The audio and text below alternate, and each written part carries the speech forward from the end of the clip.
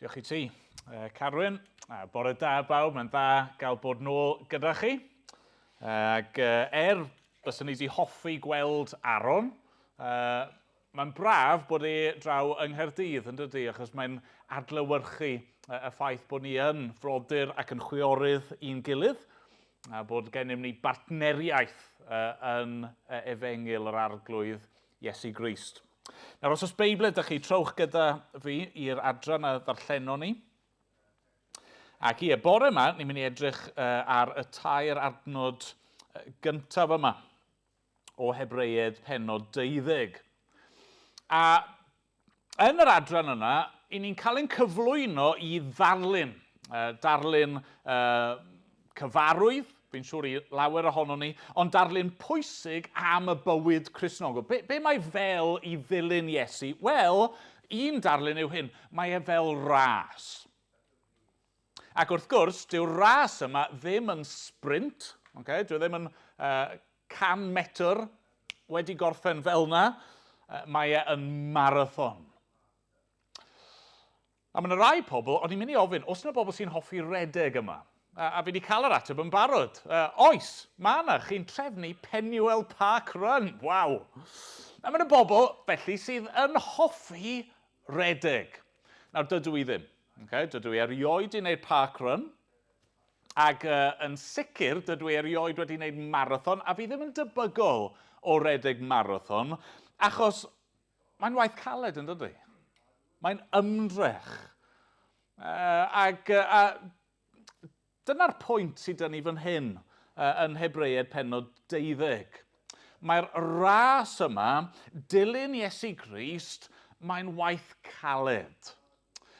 Mae'n rhywbeth lle mae'n berygl o ddiffygio, mae'n berygl o flino, mae'n berygl o ddigaloni, roi lan, stopio redeg.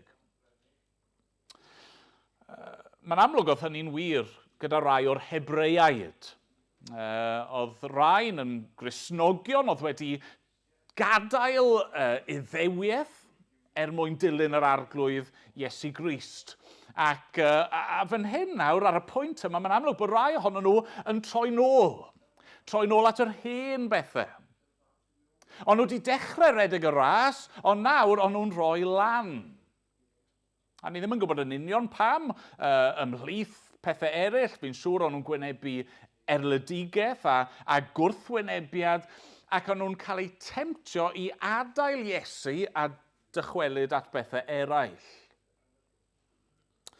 A be mae'r awdur felly'n annog fan hyn, yn atgoffa fan hyn yw, wel na, mae'r pethau yma fod i'n gyrru ni, nid i ffwrdd o Iesu, ond at Iesu, daliwch ymlaen i redeg. A felly, yna'r anogaeth sydd â fi i ni bore yma, i chi ac i fi, mae eisiau ni ddal ymlaen i redeg. Siwr mae hi arnoch chi ar y foment. Felly bod rai ohonoch chi wedi bod yn redeg y ras ers misoedd, wythnosau. Falle cwpl o flynyddoedd. Falle bod chi'n ifanc yn eich ffydd chi. Falle bod rai ohono ni yma wedi bod yn redeg y ras ers degawdau, ers cyn i fi cael yng ngeni hyd yn oed. A siwr i chi? Siwr mae'r redeg ar y foment?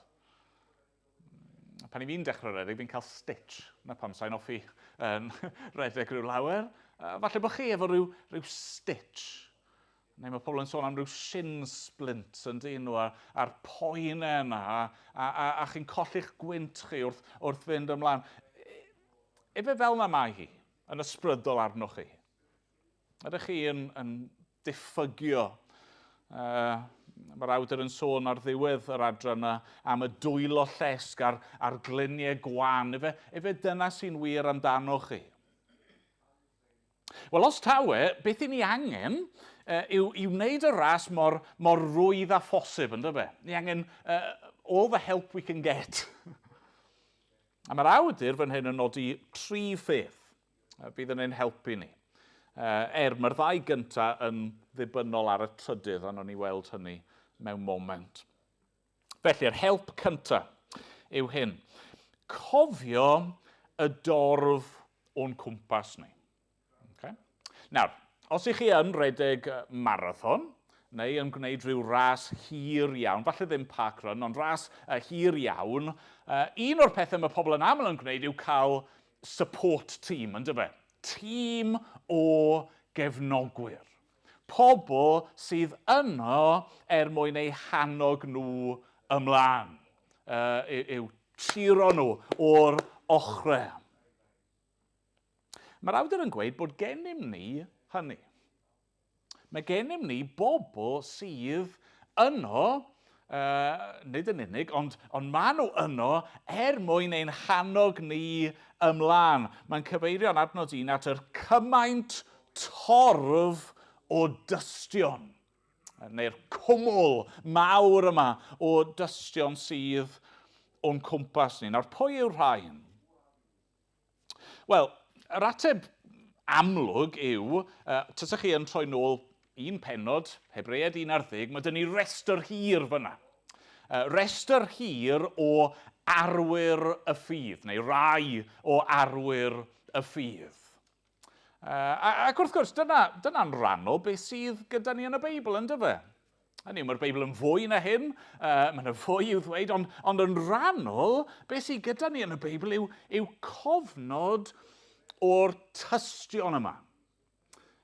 Gwir a gwragedd dros ganrifoedd mewn gwahanol sefyllfaoedd, gwahanol cyd-destynau, ond sydd wedi rhoi eu ffydd nhw yn Nuw ac yn yr arglwydd Iesu Grist. A felly, mae annwch chi, ewch nôl i ddarllen Hebreaid 11, chi'n gallu clywed amdanyn nhw fyna, Abel a Moses ac Abram ac eraill, a ni'n dysgu fyna ganddyn nhw. Wrth ddarllen ein Beibl ni'n dysgu shwt i redeg. Be mae'n golygu ni, sut mae'n edrych i redeg y ras yn ffyddlon, a ni'n dysgu hefyd shwt i beidio redeg. Beth yw'r camgymeriadau, beth yw'r peryglon sy'n gallu ein gwynebu ni. A sylwch, mae'r awdur yn dweud fod yr cwmwl yma, neu'r torf yma o dystio, maen nhw o'n cwmpas ni. A be mae hynny'n awgrymu, neu'n pwyntio at, yw'r ffaith bod rhain, bod nhw'n farw, maen nhw dal yn fyw, yndyn nhw. Maen nhw nawr ym mhresenoldeb Duw. A mae esiampl nhw yn dal i siarad i ni. A mewn ffordd, trwy ffydd, rydyn ni yn barod gyda nhw ar ben y daith. Ac mae'r hyn maen nhw wedi brofi yn ein hannog ni ymlaen. Ond mae yna fwy yn does. Mae yna fwy o dystion na just yr Cristnogion ni'n darllen amdano nhw yn y Beibl. Achos chi'n darllen ymlaen wedyn yn edrych ar hanes yr eglwys o cyfnod llyfr yr Actau ymlaen i'r presennol. Canrifoedd, lle oedd yr Efengil wedi lledu a mynd dros y byd ac ni'n gallu darllen yn dyn ni. Fi ddim yn hanesydd, ond ni yn gallu mynd a chlywed am y ffordd mae Duw wedi gweithio mewn gwahanol fannau. A darllen profiadau yr Cristnogion yma ac gweld yr hyn oedd yn wir amdanyn nhw. Ond mae yna fwy, yn does. Achos fi'n siŵr bod ni gyd yn gallu pwyntio at tystion yn ein bywydau ni.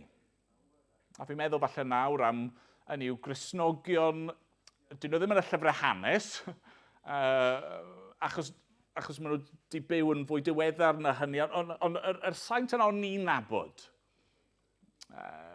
Falle hen athro neu athrawes ysgol Sul, neu rhyw weinidog oedd gennym ni ar ryw adeg yn ein bywyd ni, ryw ddylanwad ysbrydol, cryf sydd wedi bod ar ein bywyd ni. Mae'r unigolyn ydi marw nawr, dyn nhw ddim yna, ni methu troi atyn nhw a gofyn am gyngor fel o'n i arfer gwneud, ond mae esiampl nhw, a'i ffydd nhw, yn dal i'n helpu ni ymlaen. A mae yna fwy eto yn does. Mae yna dystion yn y stafell yma. A mae yna dystion mewn eglwysi eraill ar hyd a lled ein gwlad ni. A mae yna dystion mewn eglwysi ni'n nabod falle mewn gwledydd eraill.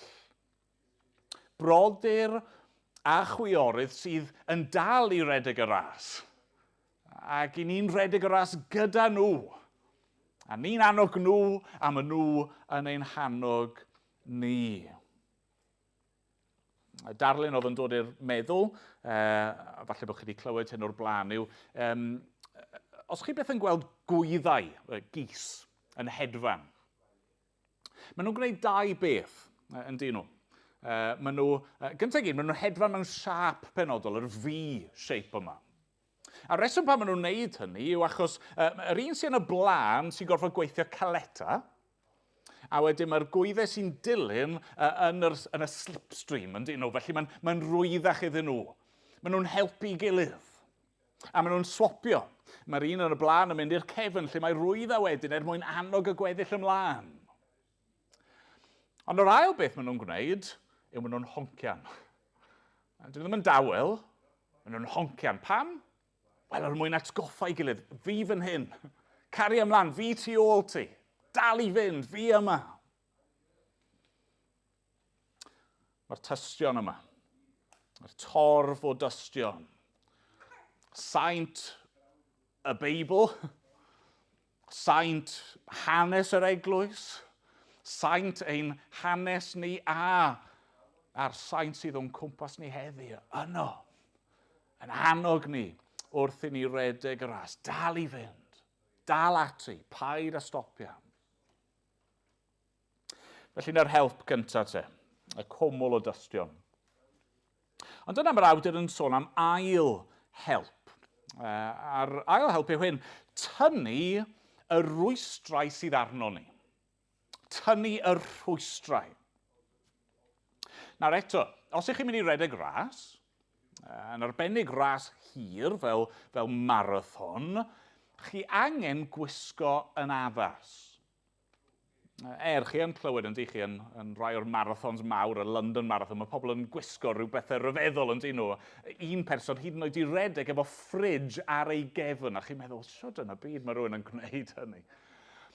Ond fel arfer, y norm yw, chi eisiau tynnu popeth off yn chi. Chi eisiau dim byd yn rwbio, chi eisiau dim byd sydd yn mynd i'ch baglu chi. Ac yn wir, yn y ganrif gyntaf, yr arfer oedd i redeg yn noeth. Hynny yw dim byd o gwbl oedd mewn perygl o achosi problem. A felly mae'r awdur yn annog nawr ni i gael gwared ar ddau beth. Mae'n dweud yn dod un, neu ddarllen adnod un eto, gadewch i ninnau, fwrw ymaith bob rwystyr a'r pechod sy'n ein maglu mor rhwydd. Fi eisiau dechrau fo'r ail un o'n nhw, sef y pechod, achos mae'n bach yn fwy amlwg mewn ffordd yn dydy. Y pechod, os y'n ni'n Gristnogion, ni fod i taflu ffwrdd pechod. Fel Cristnogion, ni'n bobl ffydd. Dwi'n credu bod chi wedi bod yn ystyried hyn yn ddiweddar. Ni'n bobl sydd wedi cael ein cyfiawnhau ger bron Duw. Nid bod ni wedi byw bywyd perffaith, ond mae Duw yn cyfru bywyd perffaith yr arglwydd Iesu Grist i ni. Ni wedi cael dechrau newydd sbon. A mae rai pobl yn camddeall hynny yn dyn nhw. Achos dyw cyfiawnhad trwy ffydd ddim yn golygu ar yr un ochr bod ni'n sydyn yn berffaith, bod ni byth yn gwneud unrhyw beth yn anghywir eto.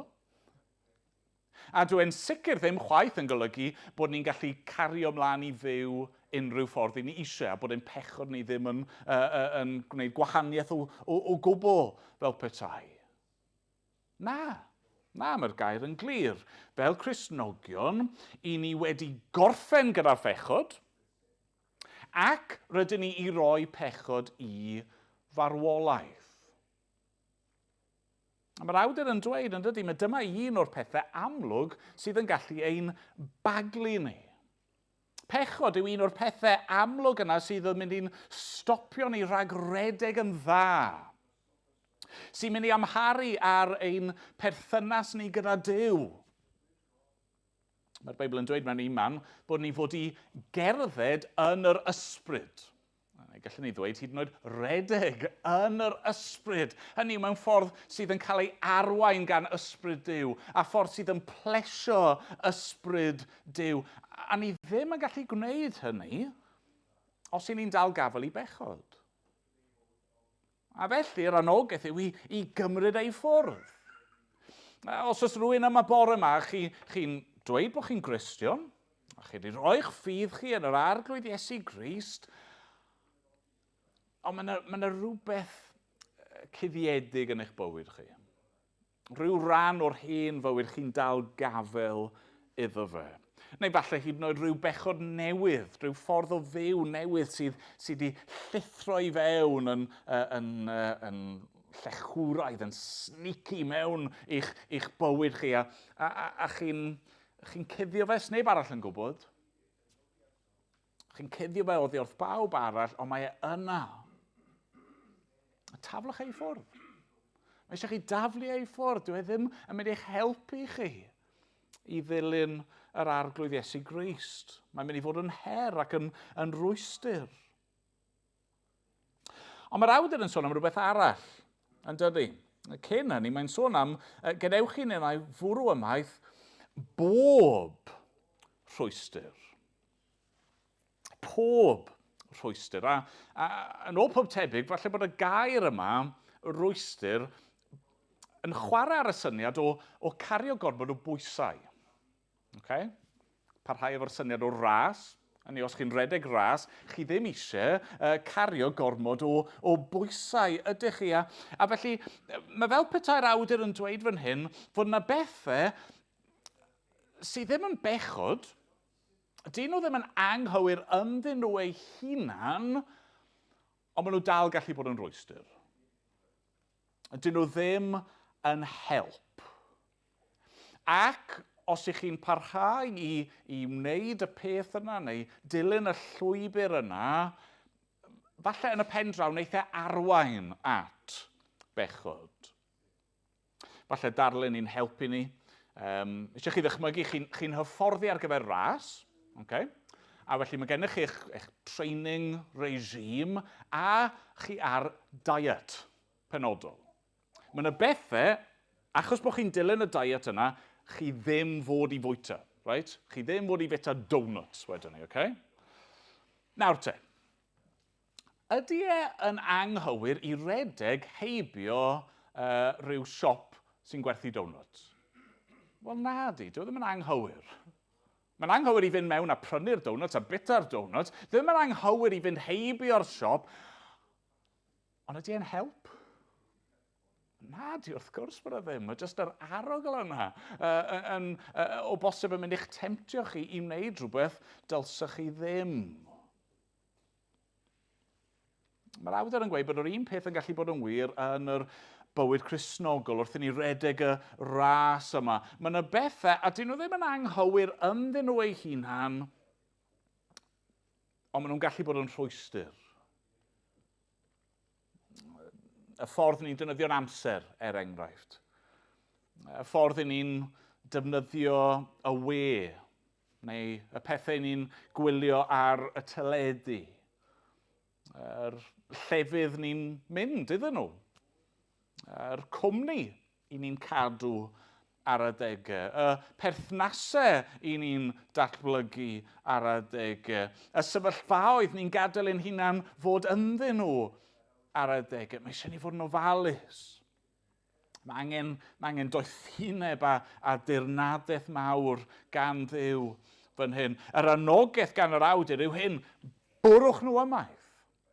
Taflwch nhw i ffwrdd. Mae eisiau bod yn ddisgybledig fel pob athletwr yn y gemau Olympaidd. Chi eisiau gwneud popeth posib i redeg yn dda. Felly na'r ail beth. Ni wedi meddwl am y tystion o'n cwmpas ni, ni wedi meddwl am yr rwystrau sydd arno ni. Nawr ni'n dod i'r trydydd peth, a fel wedes i mewn ffordd, mae'r ddau gyntaf wir yn pwyso ar y trydydd un yma. Achos, wrth gwrs, beth oedd yn cymell y tystion i gyd? Ac pwy sydd wedi'n hachub ni o'n pechod a roi'r nerth i ni daflu y rhwystrau ffwrdd? Wel, yr arglwydd Iesu, ei hun, wrth gwrs. Fan hyn ni'n dod i'r pwynt ola te. Gwylio y Crist o'n blaenau ni. Gwylio y Crist sydd o'n blaenau ni. Nawr, pan mae rhywun yn dechrau ras hir, ac yn arbennig dechrau rhywbeth fel marathon, fel arfer, chi ddim yn gallu gweld y llinell derfyn ydych chi. Chi ddim yn gallu gweld y wobr sydd yn disgwyl amdano chi ar ddiwedd y ras. A felly, mae pawb sydd yn redeg ras hir fel hyn, mewn ffordd yn redeg mewn ffydd. Redeg gyda'i golwg nhw ar yr hyn sydd i ddod, nid yr hyn maen nhw falle'n gallu gweld yn syth o'i blaenau nhw. A felly ar beth mae'n golwg ni? Neu ar bwy mae'n golwg ni? Pwy sydd yn disgwyl amdano ni ar y llinell derfyn? Wel, yr arglwydd Iesu Grist. Dyna'r help mwyaf, ynddo fe? Gwybod mae fe yw'r un sy'n disgwyl amdano ni. A mae'n gwneud synwyr yn dydi? Dyna sydd yn wir. Drychwch eto ar adnod 2. Mae'n dweud hyn, bod ni gadw ein golwg ar Iesu, awdur a pherffeithydd ffydd.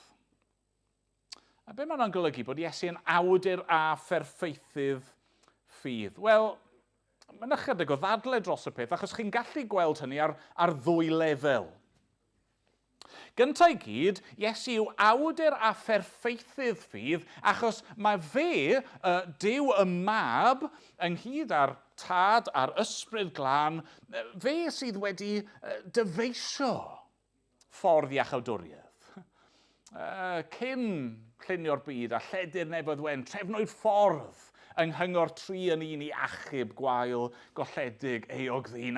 A'r mab yna wedyn sydd wedi dod i fewn i'r byd, di cymryd cnawd a dod yn berson a wedi cwblhau cynllun iachawdwriaeth. A felly fe yw'r esiampl perffaith o ffydd.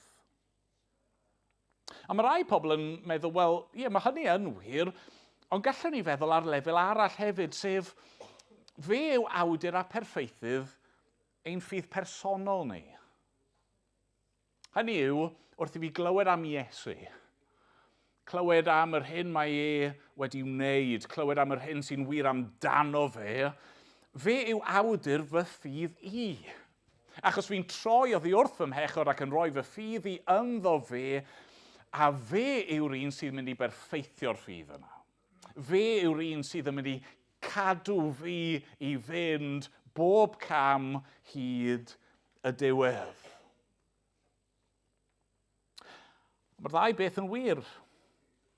Ac wrth gwrs, mae'r pethau yma i gyd yn cwrdd fel petai yn y groes. Gwrandewch eto ar hyn. Mwyn y llawenydd oedd o'i flaen, fe oddefodd ef y groes, heb ddiffygio, gan ddiystod ei gwarth, ac mae wedi eistedd ar ddeheulaw gorseddfainc Duw. Meddyliwch amdano ef, a oddefodd y fath elyniaeth ato'i hun gan bechaduried, rhag i chwi flino na digaloni. Fe wnaeth redeg y ras yn ffyddlon i'r diwedd. A mae wedi gorffen y ras. A felly, trwy ffydd, i ni nawr gallu bod yn hyderus y byddwn ni yn gorffen y ras hefyd ac yn rhannu yn ei fuddugoliaeth A felly'r anogaeth yw hyn, meddyliwch amdano fe. Llenwch eich meddwl chi a'ch golwg chi gyda Iesu Grist. Pan mae ras yn anodd, pan i ni yn stryglo ac yn blino ac yn hercian ac yn limpo mlaen, meddyliwch amdano fe. Mewn ffordd, peidiwch meddwl amdano'ch chi'ch hun a'ch problemau, nawn ni feddwl am hynny mwy heno. Ond meddyliwch amdano fe. Falle bod y ras yn anodd ar adegau. Falle bod yn anodd iawn i chi ar hyn o bryd, ond meddyliwch be brofodd e. Oedd ddim cwmwl o dystion i'w annog e ymlaen, oedd e. Nath e gael ei adael a'i fradychu ac ei wadu ac hyd yn oed ar y groes, dyma'r tad yn troi ei olwg i ffwrdd oddi wrtho fe. Dyma'n galw allan wrth gwrs fy niw paham am gadewais. Ond nath e wynebu hynny ein mwyn ni. A nath e ddim gwynebu hynny oherwydd unrhyw bechod oedd ynddo fe. Chymod, yn aml iawn, mae'n problemau ni'n deillio o'n camgymeriadau ni, a'n gwendidau, a'n methiannau ni, ond ddim Iesu. Na, fe nath e oddef y groes, heb ddiffygio, a di-ystyru'r gwarth, a fe nath e hynny i gyd, bod ei hun yn ddi-eog ac yn ddi-bechod. Nath e weidu, a dioddau, a marw, ein mwyn ni. Mwyn rhoi bywyd i ni. Mwyn ein hachub ni o'n pechod, ac mwyn dod â ni yn ddiogel i ben y daith. Mae e'n nawr ar ei orsedd. Ac felly, os i ni yn un gyda Christ, wedi'n uno gyda fe trwy ffydd, dyna lle fyddwn ni hefyd, un dydd. A ni ddim yn gwybod pa mor hir bydd y ras yn para. Ni ddim yn gwybod sawl blwyddyn o redeg sydd o'n blaenau ni. Ni ddim yn gwybod lle mae'r llwybr yn arwain, ond ni yn gwybod trwy ffydd. A byddwn ni yno gyda fe. Yn credu bod hwnna'n help yn dydi ar ddwy lefel. Gyntaf i gyd, ni'n gwybod fod Iesu yn cydymdeimlo gyda ni. Mae Iesu wedi redeg y ras. Mae'n gwybod beth yw hi ddioddau. Mae'n gwybod beth yw hi fod yn flinedig ac yn sychedig. Mae'n gwybod beth yw hi i alaru. Mae'n gwybod beth yw hi i wynebu pob math o dreialon. A mae e di redeg yn barod, a mae e gyda ni, a mae'n cydymdeimlo gyda ni. Ond mae'r help yna hefyd o wybod pan fyddwn ni'n cyrraedd diwedd y daith, mae fe yw'r un sy'n disgwyl amdano ni. Mae'n dweud wrth i ddisgyblion yn dydi fod e'n mynd i baratoi lle ar ein cyfer ni. Ac pan fyddwn ni yn cyrraedd pen y daith, fydd yno i'n croesawu ni i'w freichiau ac i ddweud da was, da a ffyddlon. Felly bore yma, na i ofyn eto, siwr mae'r redeg, siwr mae'r coesau, siwr mae'r ysgyfain, siwr mae'r galon, siwr mae'r stitch. Daliwch i fynd. Os chi ddim yn Gristion eto, falle dyma'r bore i ddechrau redeg. Yn gwybod, dwi ddim yn ei fod yn rwydd. Mae yna heriau, mae e'n ras galed. Ond mae'n ras sydd yn arwain i fywyd tragwyddol ac ogoniant gyda Iesu Grist. A os ych chi ddim yn redeg y ras yna, mae eisiau ni fod yn ymwybodol bod ni yn wir yn redeg ras arall, a'r lwybr arall sy'n arwain i ddistryw. Ond os ych chi'n Gristion, os ych chi, rai iau yma, falle newydd ddechrau redeg, neu chi'n gweld y llinell derfyn yn dod, ond chi ddim cweit yna eto, ond peidiwch rhoi lan. Peidiwch stopio. Daliwch ati, mae'r arglwydd Iesu Grist werth e. Diolch iddo. Amen.